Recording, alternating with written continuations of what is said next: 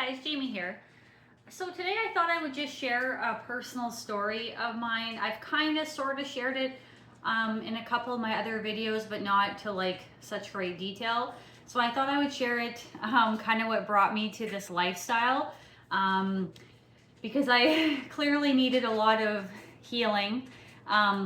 So it was about, so this was a very traumatic event for me. And you know, even just a few years ago, like 4 years ago, I would not have been able to even share this story. I didn't even want to talk about it. It was, you know, it really just had traumatized me. So I've actually had a lot of healing regarding this situation. The fact that I can even talk about it and be okay with it says a lot. But, you know, when I was kind of skeptical about sharing it, because sometimes you don't want to share too much stuff about yourself, but I just thought to myself, you know, when I was going through this hard time going on YouTube and hearing people's stories, it actually helped me feel better.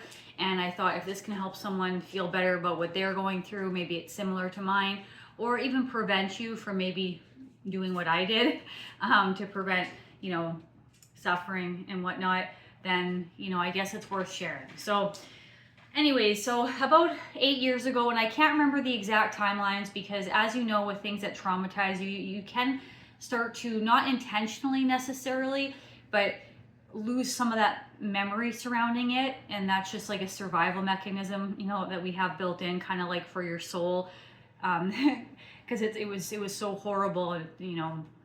So anyways, I can remember most of it, you know, and like most details and timelines, but maybe not everything. But I would say it happened about 8-ish years ago. And basically what happened is, you know, one day I woke up and I stopped sleeping. Yeah, and very scary, very, I was so scared. I had slept my whole life, you know, whatever, 8 to 10 hours, you know, and all of a sudden one day I woke up and I wasn't sleeping. Now, the event that took place the night that I stopped sleeping, I could maybe share in another video. So the reason I stopped sleeping, I think, had to do with some trauma. But again, I don't know for sure. And that's a whole other story. But so anyways, I stopped sleeping. For 7 days, I didn't sleep one wink. And I know that's probably hard to believe because I wouldn't have believed someone, I don't think either, if they had told me that they didn't sleep for 7 days, not a minute. But that is what happened. And I didn't sleep for 1 minute for 7 days. And then after that, I would say for about maybe 3 months, I slept maybe 1 to 3 hours, maybe with like a one-off night, very rare, maybe like 5. But it was pretty much, because I was tracking it at the time because I was so scared, I was so terrified, like what had happened to me. And this is very serious, you know, like you feel like you're broken, something really is wrong. And that was my intuition telling me like something has gone really wrong. I was really scared during this time. So for 3 months, essentially, like no, really not much sleep at all, 1 to 3 hours, okay, for 3 months. I went to work during this time. It was not easy. I don't know how I survived. Well, I do know how I survived.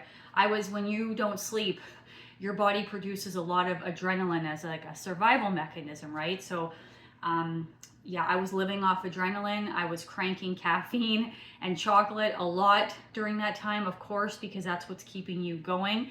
And also during that time, I think I was indulging in a lot of not so good foods because I was just such a mess. And those foods just gave me the little bit of pleasure that I needed to help calm me down. And because I was just so scared, I was terrified. I was going on YouTube, and of course you look up like not sleeping and people are telling you that you're gonna die. And yeah, so it was just really scary. I felt like something had gone really haywire in my body, like a screw was loose. And during that time, not only was I not sleeping, but of course you can imagine you start to develop some headaches, and there's some moodiness and energy issues. And yeah, I just was not pleasant at all. And I was living in a lot of fear. My mind was so preoccupied every day with what was wrong with me. And I didn't go to the doctor. I know, I didn't go to the doctor. It took me 3 months before I went to the doctor, and that's because in my adult life, I've just always tried to be, you know, healthy and more natural. And I had experience with my mother when I was younger having cancer, and I just kind of saw how that whole process went, and I didn't feel like they gave her any answers or helped her. So my faith in like the medical industry was not good at that time, so I just was trying to do all these natural things. You know, whatever over the counter natural thing I could do is what I was trying. You know, like, you know, stuff like melatonin and whatnot. And yeah, so I did not go to the doctor for 3 months, I know.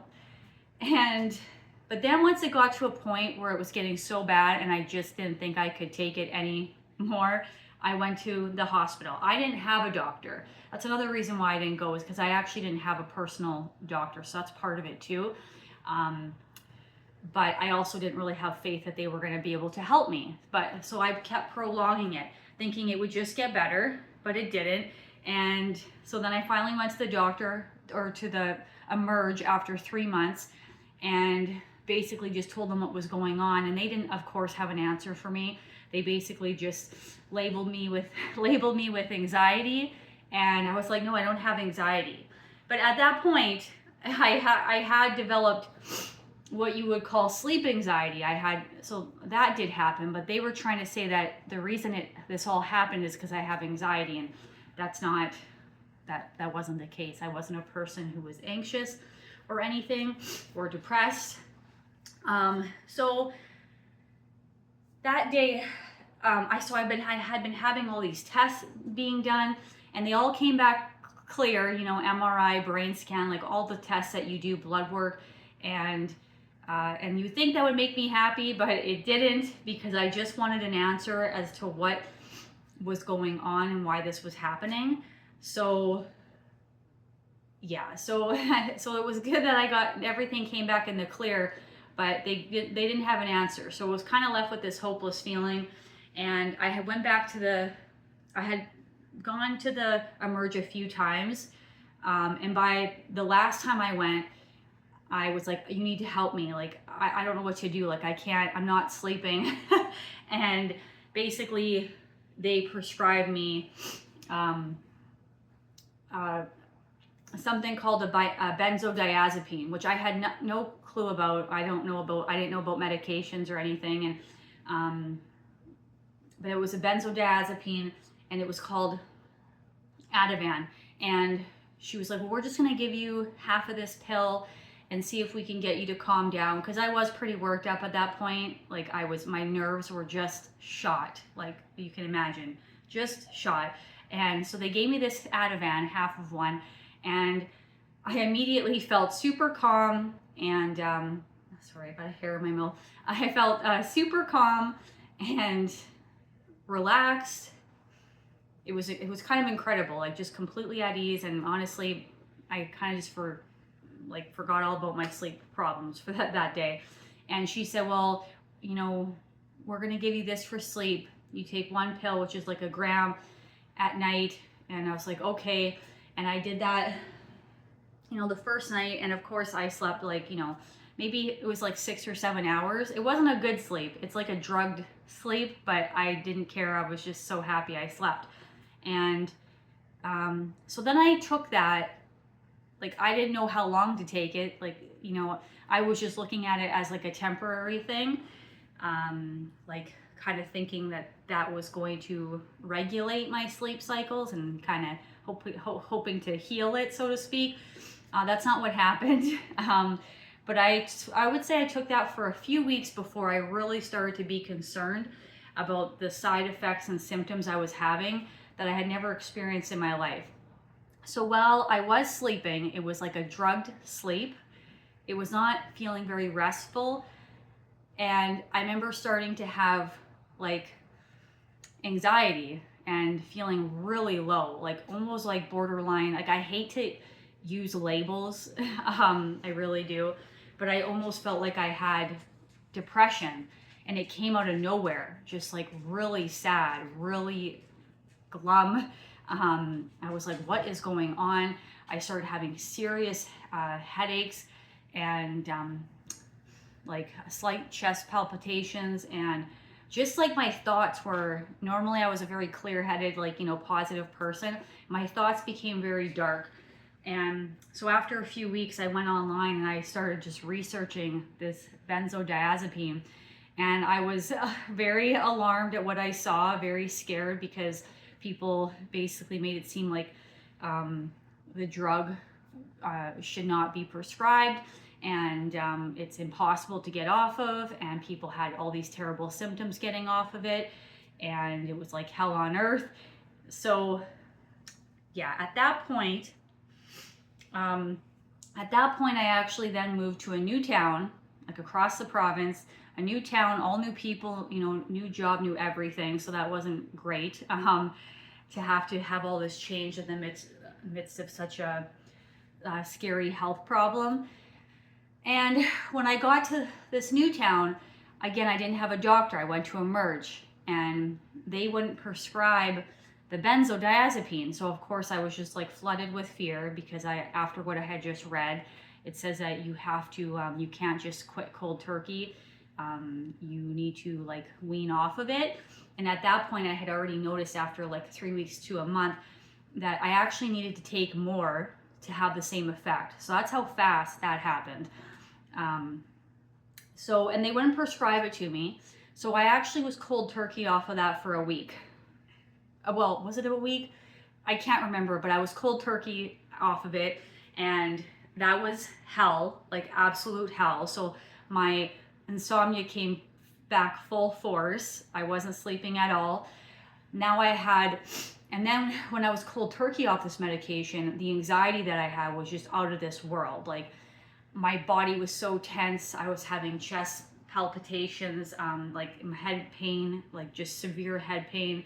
So it was not good. And then I went to a doctor. I went to Emerge again and begged and pleaded and said, I need a doctor. Like, I need a doctor. And they eventually gave me a doctor who, thank God, he ended up prescribing me like a few months worth of these benzos. And I was able to, maybe 2 to 3 months, I can't remember the exact timeline. And I was able to wean myself off, which was a horrible experience, like horrible. But I did wean myself off, and I used CBD oil to wean myself off. And the last few weeks were just horrible, absolutely horrible. I wouldn't wish this on my worst enemy, just all the symptoms. So I started out with no sleep, you know, some moodiness, energy issues, and it was not good, but I still felt like me, you know. But after this medication, I did not feel like me. Like, the only way I could describe it is, it was like a psychological hell, a physical hell, an emotional hell. Like, I didn't even know a hell like that could exist on planet Earth, but that's what it was. It was absolute hell. And that whole part of it was very traumatizing, just how it changed me as a person. The psychological part of it, it was so hard to get over. How quickly it changed me as a person, being on this medication for such a short period of time, and what it took to get me back.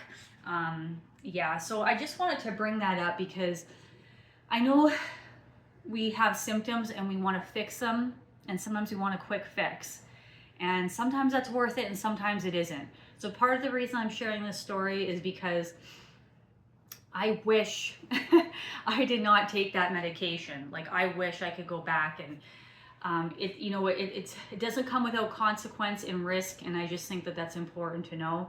And please do your research before you take anything, and don't just trust a doctor, because they're not going to be the ones living in your body, mind, and soul while you're on this medication. And and I'm not judging people if you've taken it, but for me personally, I wish I wouldn't have taken it. I really do. Because to get off of it, I started like here in terms of suffering, and like the suffering went up to like here, just to get off of that medication. But in the end, I did get off of it. It was a hard period there, and I was using CBD. And then around that time is when I started to research. I'm like, listen, I know the body can heal. I'm going to go online and I'm going to find answers, because the doctors don't have answers. They got medications that come with problems. I'm going to find answers. I know the body can heal. And so I went online, I started researching, and I found all these, I think I was on YouTube and stuff, and started, watching people's stories about how they healed things. And a lot of it all came back to a high carb, low fat, raw till 4. I got a bunch of different books that all had essentially a high carb, low fat message, but just, the message, like the information supporting it was just kind of slightly different. At that time, I read the China study. I got my hands on Medical Medium, every book that he had, which for me, it just was like the most amazing information, where I got answers that like answers to everything. And then I also read 80-10-10, Robert Morse. There was another one. There's another one I read, another high carb, low fat book. And I just started putting all that information to the test, and I was really inspired because I read so many stories of people online who actually heal things, like their sleep and all sorts of different conditions and symptoms. And I would say within the first maybe month or so, I started to see a huge improvement in my sleep. And at that time, I just want to point out that I wasn't as low fat as I am now. I was high carb. I don't know how to define it. Like low, not as low as I am now. Like now it's like 10%. Maybe I was at 20%, and I was still eating nuts. So I was eating a lot of fruits and vegetables. That was the main focus of a lot of these books for healing. And so I focused a lot on fruits and vegetables and leafy greens, potatoes. And I was also eating like nuts and seeds and avocado, way more so than what I'm doing now. And yeah, so I was doing it primarily, for my sleep. That was the biggest thing. But also just to kind of get myself back to who I was, like that feeling that I had of being happy and positive, and, just feeling like myself.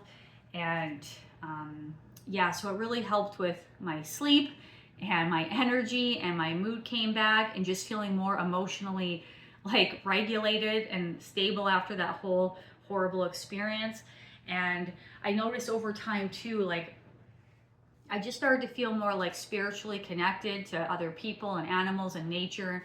And I was really spending a lot of time out in nature, and I could tell it was helping me deal with the trauma around this event. It took a while though, because there was such psychological trauma from that drug and the fear. I was living in so much fear. So it did take time. Okay, and when you are trying to do things naturally, the body does heal, but it doesn't happen as fast as you'd like it to. So you have to have faith, and you got to have patience. And at that time, I stopped drinking caffeine, like teas. I stopped drinking alcohol, like cold turkey. I gave up a lot of chocolate. I was still eating some after that, but I was eating chocolate every day in copious amounts, and I kind of put an end to that. And no fast food, no processed food with all the fat and sugar together. That became very rare. And yeah, everything good that I could do for my body, I was trying to do. Just be out in nature, and yeah. So the healing did come. It does take time. It's not going to be perfect, and you just have to know that. But I feel like I have healed pretty much the migraines or the headaches are gone. The energy levels healed, when you're on high carb, low fat, and now I'm on really, really high carb, very low fat. The energy just comes back, the mood, the mental clarity. You start to just, I don't know how to describe it, but when you know, this feeling of you come back to yourself, you just feel, how you were meant to feel. And yeah, just a lot of healing with trauma and just spiritually. And yeah, so yeah, so that's kind of my story, guys, how I got to this point. And now it's been about 8 years, and I have stayed the course. I will never, ever, ever go back to how I ate before, the habits I had before. And I have such conviction about this lifestyle, not just because, of course, we can all read things and studies and books, but the conviction comes from personal experience. And in my opinion, nothing is more important than your personal experience. Okay, that's, you can read about studies on other people, but what's more important is like the study on yourself. And that's why I can talk about this with such conviction, because I've seen the results. I will never go back to alcohol and caffeine. And I gave up at that time too, like all over the counter, like any medications over the counter, like Advil, like haven't taken that in, like stuff like that in all these years. And yeah, so, and because of that too, I also have become more aware of toxins and chemicals. And so yeah, it was a very dark time, but sometimes dark times and suffering can bring about a lot of healing and get you to a place that maybe you never ever would have experienced if you didn't have that suffering. If I didn't, would I have given up caffeine and alcohol, and really primarily stopped eating things like meat? And like I haven't had, I don't eat meat, dairy, eggs, stuff like that. But I just want to point out, I will have a handful of times a year, like maybe trout or walleye. I just want to point that out. But would I have given up all those things if I wasn't, in such a bad place? Maybe not. Maybe not. So sometimes these hard times can be beneficial in the end, if you're willing to do the right things and put in the work. Okay. But yeah, so that's my story, guys. That's how I got to this lifestyle. And for me, it's the absolute best lifestyle. I would never go back. I don't miss any of those things. I love high carb, low fat. This is what we run on. This is our species specific diet. And this is where most of our calories should be coming from if we want to feel our best, look our best, thrive, heal the body of symptoms and conditions and diseases.